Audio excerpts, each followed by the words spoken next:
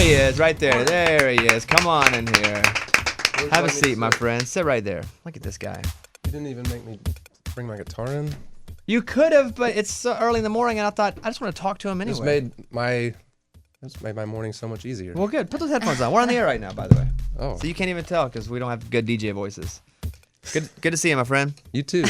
Thanks for having me. He would be able to tell because our voices you walk would change. into some We'd shows be like, and it's like, hey, Ryan, and then, hey, Ryan. Well, they go, okay, we're going to start in 3, 2. Well, everybody, welcome. Good morning here on the radio. But when you walk into radio stations, they have a radio voice. They'll talk to you in a normal voice, and then it'll be like a 100% different. When the button's on, it is different. Even our bosses will sit in this room and they'll talk to us, but they don't know we're on the air.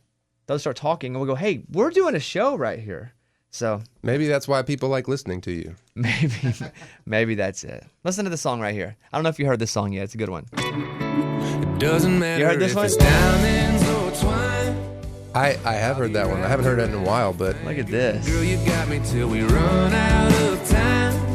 It's your pour, rain or shine. I gotta wonder, The wind's gonna because the day it came out, we played it, and I said, man, this Ryan Hurd song's good. But when did you write this song? So we got engaged 4th of July weekend of last year, and I had it kind of in my back pocket for a couple months before that. And really, it was just a title in my phone. Like when you write songs with other people, you have like this running list of things that could maybe be a song.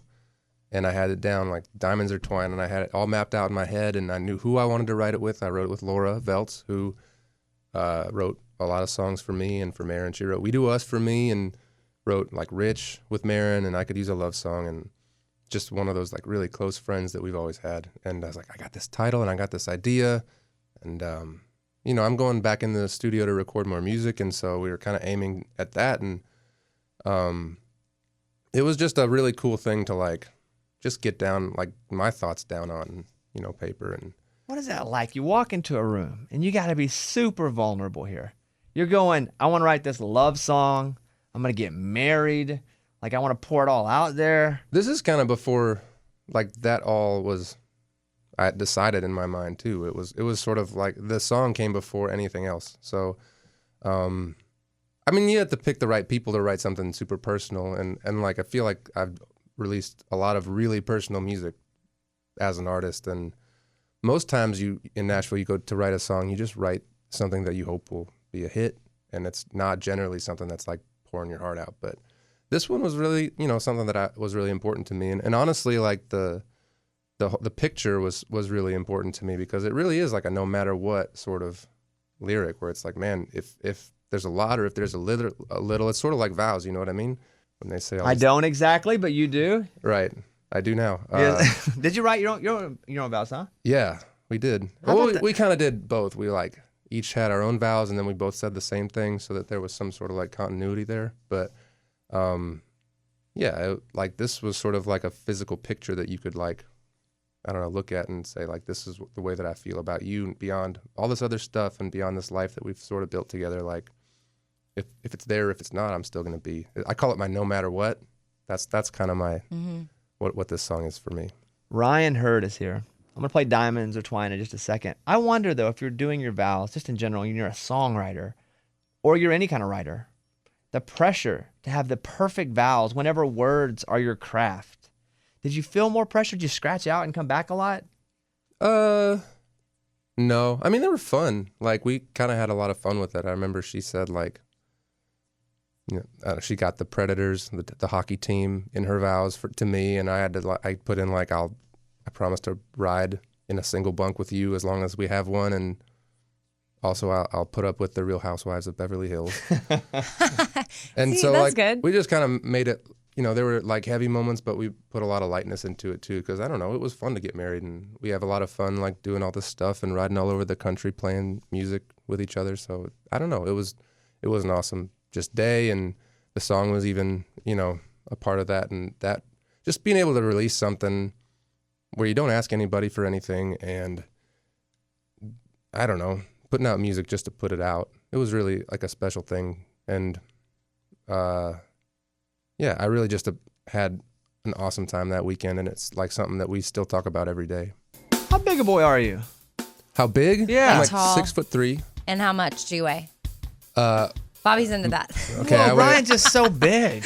I weigh 190 pounds right now. I weighed myself yesterday. Bobby, he's like. I like to be around like between 185 and like I don't like to hit 195. Bobby, he's like 40 pounds heavier than you. No, I'm not. There's no way. Yeah, he's. So, well, here's what happened. So Ryan and I were together in Austin, and we were talking in the back room, and I was sitting in a chair, and Ryan was standing talking over me, and I was like, and I also see you on Insta story with his shirt off, and I'm like, man, that dude's jacked. Okay, I don't like to do that, but Well, Maren puts you on hers all the time with that's no the shirt thing. on. I'm not doing that, but yeah, I actually I like to work out a little bit, but it was a head thing for me. Like, you know, like people don't have control over their emotions. That was my thing, and it was like the one thing that I could control is like. A mental. I Yeah. had to. Okay. I thought, oh, does he have a big head? He's trying to work out. I have a No. big head. Yeah. I started like getting really serious about stuff like that, like I guess 2 years ago, just to like make my head focus and not like be like an emotional roller coaster. And it's been really cool. It's really helped like, I don't know, become a grown up in a way. And like there's so little that you can actually control in your daily life. So that was just a cool thing to kind of get into. 6'3", But I also don't- 190, that's what you're saying. Yeah, but I- 6'3", go ahead. I don't like to do this stuff for any other reason than that. Like it's not fun to like go lift weights Oh, or run I hate or it. anything like that. You do it every day. But yeah, I don't look like you, though. Yes, you do. Come on, give yourself some credit. You got I some weighed tone, myself. man. How much do you want to weigh though? He wants to weigh 150. Well, so I'm Ryan's laughing that that's how much he weighs, Listen. and he's been working really hard to get I cut down hard for a couple of TV He used things. to weigh 170. And I'm 6'151". Okay, you want to weigh 150 pounds? Okay, that tone I don't appreciate. No, because you're like you're a muscular dude now. So like that's. I mean, that means that you're like cutting a lot. Never mind. I'm cutting a I lot. don't want to get into your body too I've much. cut a lot. Like, somebody needs to. Come on. No, that's a good thing. I just think it's good to like be healthy, and it is weird to like have people who like that's what their hobby is to work out. Because to me, it's like I want to do this so I can go do my actual hobbies. Like we should all go water skiing. I think that would be really fun. Like way more fun than like running for 20 minutes on a treadmill. But I don't know. It's just. The older I got, it was like, I need to do something that's not like, I don't know, that's good for me every day. And just if I can do that, then everything else is, whatever happens, at least I did that today. So, Yeah, I hate exercising. Hate it. but you're good at it. I'm good at just working hard. Dude, I tried to box the other day. My friend who's TR's trainer opened a new gym. And when I was on the road with Thomas, we would box every day. We'd like, what you do? And it was like you get kind of good at it and you start to like get coordinated. I went back after like a year of not doing it. I looked terrible. I was like, my hands and my feet don't move together. So like getting that done, that's crazy to like get good at that the way you've gotten good at that. No, I don't get hit, though. There's a difference. I could never get hit. I got hit once, and I thought, meh, I'm good. I'm just going to practice fake train. By your trainer? Yeah, I got hit, and I thought, man, I'm out. This is not for me. I think I'm going to be a big shot. See, I hit their the padded, whatever, the mitts. I hit that sometimes. I'm like, that hurt my hand. I don't want to do that. Ow. Owie. Yeah. I'm going to play some songs here. Ryan Hurd is here, by the way. Check out his newest song, Diamonds Are Twine. If it's diamonds or Is this even a radio song? Is it? Like, have they said it? I mean, we've been playing What? it anyway. It Go ahead, should- Amy. it should- in my personal opinion, I don't pick the music, but people in here do, and I love that. This is my jam. It is. Thank yeah. you. Yeah. I think it's great. I think it's great too. We haven't like had an ad day or anything like that on this one. Right now, ad day. There's some stations that play it quite a bit actually, so it's been cool to have people react to it. And honestly, like every single day, there's people who reach out to me on Instagram or Twitter, and they're like, "This is our wedding song, and will you come to Naples, Florida, to sing this at my wedding?" And it's actually really flattering. I remember when Russell put out yours, he had a lot of people asking. I'm sure he does every day now too, but I was like, man, that's got to be cool to have people have a song that they love so much that they will make it like their song forever. Yeah. Like our first dance was Ashley Monroe's "Has Anybody Ever Told You?" And I don't know, it's just a song that every time you hear it, you'll be like, that's our wedding song. So now that like people have heard this song and they're like, oh my God, this this is something that I love so much that I will, every time I listen to it, think of my wedding day. And that's just a huge honor too. But no, not quite that was a tangent, but not quite a radio song. But I don't know. What is a radio song? I don't anyway? Play it. I don't make that decision. So I'm really happy to, anytime I get to put music out. I knew Ryan first as a guy who was writing a bunch of songs. Ryan came over to the house a couple years ago, right? 2 years ago? I don't know First if it time? was that long ago, but it was like right when you started doing the Bobby cast. Right, is that a couple years ago, Mike? I was like number 15 or something. 1947, they told me. That's when it was, what year it was. Oh, wow. 1947, yeah. So he wrote this. We don't have to be alone. We're Lonely Tonight. Speaking of Ashley Monroe, Yeah. this one paid the bills for a bit? It still does a little bit. Does it? Yeah. Yeah. How does that work? Do these checks come every quarter, every month? Well, they come every quarter in varying sizes depending on how successful you've been that year. So basically radio stations and anyone that plays music has to license themselves to have that content. And so out of that licensing money, people like me get paid for the copyright of the song. So that's every quarter.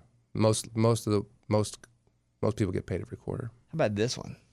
They're like, hey, who that Wrote this one too. Yeah. Yeah, this one was fun to write. This is one of those where like people tell you, why didn't you record that yourself? And it's like, man, I couldn't have done this with this song. Like the horns and the way Busby produced it was like, I don't know, and a voice like Charles kind of sold it in a cool way. So whenever you write this song, from the minute that you're done with it until Lady Antebellum says, we're cutting it, how long is that?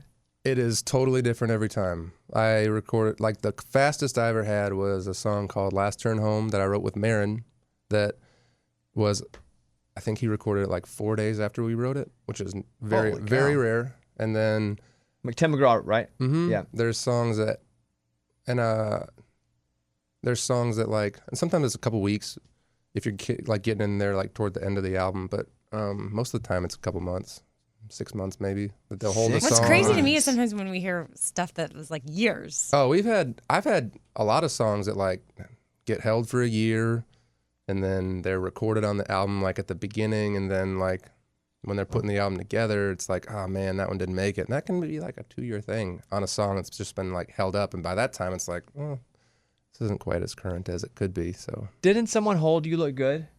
Like TR? Did TR have You Look Good? Is that the story? yeah, that I don't think it ever. I think his label did. Sometimes that's the weird thing about holds. So like in Nashville, Tennessee, when you write a song, you have a publisher, which is like a record company for songwriters, and they take your song and they show it to managers and labels and artists, and really the only person that, and producers, but the only person that really matters is the artist. So like if the label holds it, they're going to show the artist, but that doesn't necessarily mean that, you know, there's some holds that mean a lot more than other holds, if that makes sense. So I know Big Machine held You Look Good for Thomas Rhett, and by the time it got to Thomas Rhett, I don't know if it actually got held because they let it go, but Thomas is such a good writer. Charles is too. I mean, those guys, Dave, Hillary, those guys are prolific. They write more songs a year than most people would imagine that they do. But yeah, TR had it first. It didn't work out. But Busby wrote the song and produced the album, the Lady A album. So it was sort of like a really natural fit to have them record it if I wasn't going to. And yeah, so that it kind of, songs like find their homes is kind of the way that I look at it. It's like if it's going to end up on my album, like I hold stuff that I write for me. If I just know it's like that one's mine, and then you write a bunch of great stuff, but you're like, man, I only get 3 things that I get to record, so I'm going to do these 3, so everything else can go try to find a home, which is really hard to do because all these artists are great songwriters on their own. So like, and I think that the songwriting has gotten better, like from the artists, like guys like Luke Combs, and Kane writes all his own stuff, and Maren. I don't know how you could write an outside song for Maren. It'd be really hard. Like the writing has gotten so much better from the artist that it's even harder now to get outside cuts as a writer. So, but it's cool every time it does. It's like the highest compliment. They could potentially sing that song from stage every night for the rest of their lives. So, You have a really cool group of friends. Yeah. Like the hip group of friends. Well, they're just people. But you guys were all friends before you all became hip, though, is the thing. Is what's cool about it. Like John and TJ, brothers Osborne. Yeah. I mean, those guys they keep getting cooler to me. And I wrote one song right after Port St. Joe got finished recording. I was like, bummer, I missed that one. But like just watching them, like we went to Europe the same time they did and got to see them play to crowds in Europe, and we live in the same neighborhood and just hang out. They came to the Predators game with us when Maren sang the anthem, and they're just good people. And like Lucy is a really special. Maren had her bachelorette party at Lucy's house with, I don't know, they're really amazing people. Outside of music, we would still hang out with them every chance we got. Yeah, Lucy said that, Lucy Silvas, who's married to John Osborne, said that Maren was John's best man. Yeah. Yeah. Yeah, I remember that. It was before we started dating, but Maren's like, I'm going over to, don't tell anyone, but John and Lucy are getting married today, and Karina's going to officiate, and I'm going to be the best man. Karina actually is the person that married us, too. So, they're a really tight-knit group of friends, and I'm just happy that I get to hang out with all of them. And who else is in that cool person circle? I don't know. I guess as far as like... the artists that people would know. There's always hanging out with somebody on there. Yeah, I mean, Casey and Rustin. Yeah. Hang out. They live in our neighborhood. Those parties, all that intellectual music happening. They're all just like, let's talk about the theory of music. I don't know. Like a lot of people that we hang out with a lot of people who don't do music because, I don't know, they're just our friends. And they're the friends. Only music. Only surround yourself with music. Yeah, that's the hardest part is like getting away from it sometimes. Because it's like everybody, like you don't turn it off. Nobody turns it. I mean, you don't turn it off. I can't afford to. It's really hard to like shut your brain down, but hanging out with people who don't do music is really fun to like. And people who like work in music, like we have a lot of people who are like on the road doing like have jobs, touring jobs, and a lot of people who work in publishing, and a lot of people who are just songwriters that aren't really like all my best friends in Nashville are guys that I came up like writing songs with for other people, like my producer now who's a songwriter, and guys that wrote for my album and who I've gotten cuts with. Like those are just the people that you gravitate toward. I don't know. This is a really cool town, and people who are not just making music but in and around music are all a really special family. And the same thing with like, you know, John and TJ, and you say it's like the cool kid club, but it really is just a bunch of people who like weren't that cool in high school, who like got here and like found their tribe and just started making music. And it's like, I don't know, it's like anybody else going out on a Thursday night. They're just people. And I need really a tribe. I need one of these cool kid tribes. How do I get my own tribe? I have a question What? about, and you maybe have addressed this, so it's a dumb question, sorry, but I follow Ryan on Instagram, and every morning he's like pouring coffee. Oh, yeah. Love it. Okay. But he's always tagging people. So if you watch his story, he's pouring the coffee in the mug. Looks really cool. But then there's people tagged, and sometimes it's different people. So in my mind, I don't know what it is. And so I make up my own story. I'm like, must be who he's riding with today. No, there are a lot of coffee shout out. a lot of writers are on that tag list, but it's mostly people who like reach out to me on like Instagram. They're like, hey, tag me, I'm doing this, and they tell me what coffee they're drinking. It sounds like it's almost like you're praying for someone. That's what it feels like for me when you pour the coffee. It kind of is. Yeah. It's sort of like the other day I had a buddy like, hey man, put me in the coffee post, and then I'm like, okay, cool. Okay. I just put their name in there. Okay. But I love the little stuff. That's like I get really satisfied by like the tiniest little stuff, and that's one of the things is like I love waking up before Maren, and like I love coffee pots. I don't really love the single cup thing, but I love the coffee pots because it feels like you're going to work. Like you make a pot of coffee and then you pull it out and you pour it. And then I got really into my band on the road, started doing those like pour overs in the Chemex. And so I got really into that. And like, but I don't know. Now I know if you get tagged in the coffee, It's just 'cause you like- it's like going to be a good day. You're like, hey, shout me out. And I'm like, okay, cool. It's like a lot of fans and a lot of people that are just buddies that, I don't know, think it's just as stupid as it is Bobby, fun. one day you'll maybe. I know. I'm trying to get that coffee shout out. Get a I don't coffee drink shout out. coffee though. So what? You moved to town, if I remember correctly, and you didn't move here to do music, right? Didn't you come to study like? I went to college, yeah. That's it. I got a sociology degree from Belmont, and I was going to go to graduate school at Michigan. To do what in graduate school? I don't know. I didn't I didn't do it. I went and did I wanted to go do urban planning at Michigan, and I just couldn't pull the trigger because I was like, that sounds so boring. And I didn't. It was like right when like it was really hard to get a job out of college, and I was like, I can just go do graduate school and like kick the can a little bit. And I don't know. I just started writing songs with my friends, and it was like, I think I can maybe make a go of country music. I like songwriting. I've always been in and around music, and I love Nashville, and I think I can do it. So I just sort of did it. And I think that's like the best way to get into music in Nashville is to like have no idea what the odds are and no idea. Because if everyone knew how hard it was, no one would do this. It's just like, it's very hard. So you have to have a lot of like, be like super naive, and you have to really focus on getting good. And so we would go in and make demos, and then like people would tell us they were okay. And then we'd go write more songs and make some more demos. And like, this is like being in studios at like midnight, like that story. It's like you're paying your friends in pizza and beer and hoping that they like your best guitar player buddy can make it that night and you won't get called into work or something. So, and we just kind of got our foot in the door that way. And then one guy got a little bit of attention, and then I signed, and then Aaron signed, and then Matt McGinn signed. And it's like now we're all like been here a handful of years looking around like, oh my gosh, we're really doing it. So I still wake up every day like, I can't believe I don't have a job. So Pouring the coffee. I love what I do. I love Nashville. I love country music. I love other people's music way more than I love my own. It's a very, very cool place to be and to work and to get to like be creative. And I don't know, it is a grind. I mean, everybody in here works really, really hard to make sure that they can still be a part of it tomorrow, but it's an amazing place to make music. Oh, look at this guy. Ryan Hurd. Diamonds or twine. It doesn't matter if it's diamonds or twine. I'll be wrapped around. So every time I saw Maren last weekend, every time I just go, baby. Like I can't shake that song. I have to admit, when Huge. Ryan walked in, Why went, don't you mate me? And then I was like, oh, like, yeah, it's like, oh, it's in my head. I heard that song like 200 times before it even got recorded. So it's a catchy little number. Is it still in your head though? Or is it, at this point, it's kind of burned itself away? Honestly, it's a hard one to get sick of.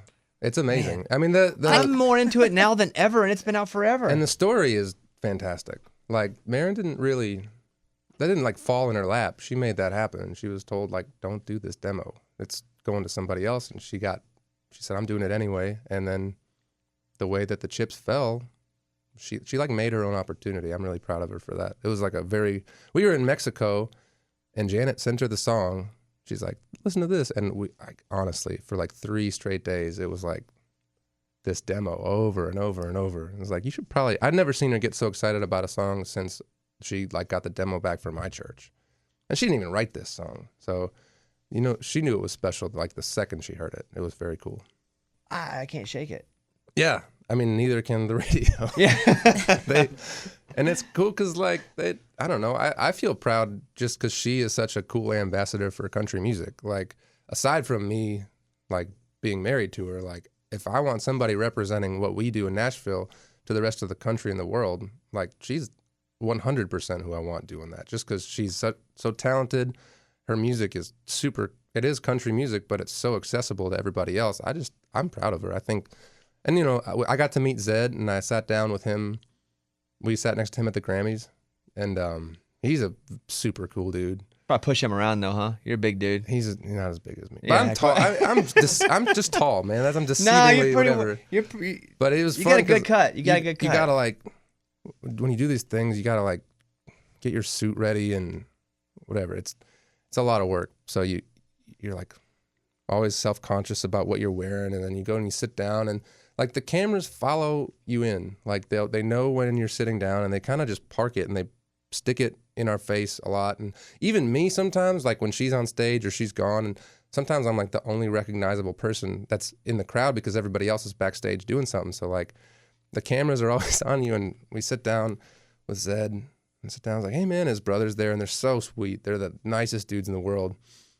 And he goes, what do I do with my jacket? I was like, what do you mean? He's like, do I button it or do I what do I do? And I was like, well, man, like when I sit down, I unbutton my suit jacket, but you're a rock star, so you can do whatever you want. He's like, okay.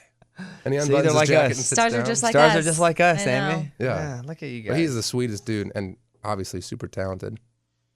Well, I mean, I was a big fan of this one too. I used to play this one a lot. This is Oh man, this is the bridge in this song is my favorite.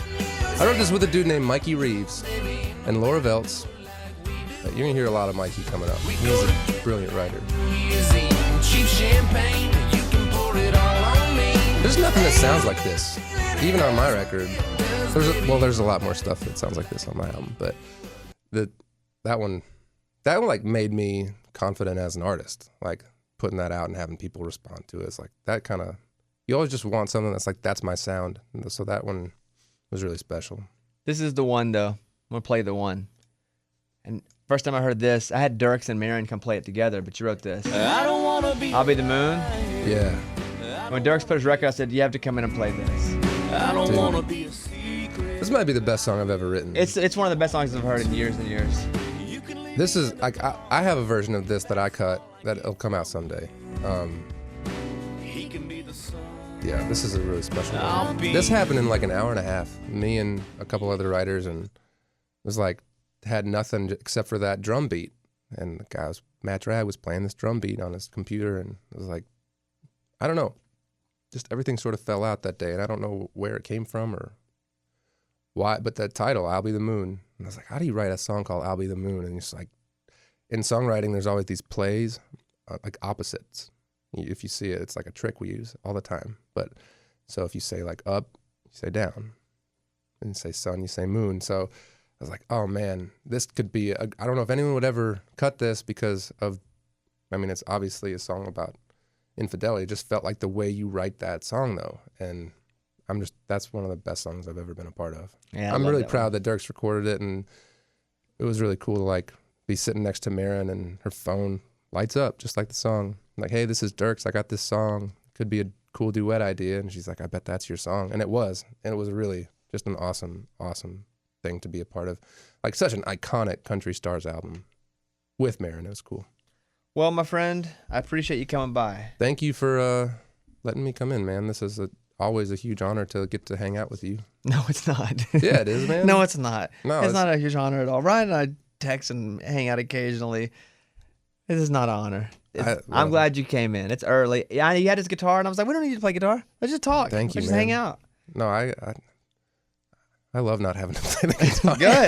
Good, Thank good, you. good. Well, Ryan Hurd, check out Diamonds Are Twine, and when you get some new music too, whenever that is, come back in. We'll do it again. Yeah, man. All right, Thank you buddy. very much. All right, there he is, Ryan Hurd. It's about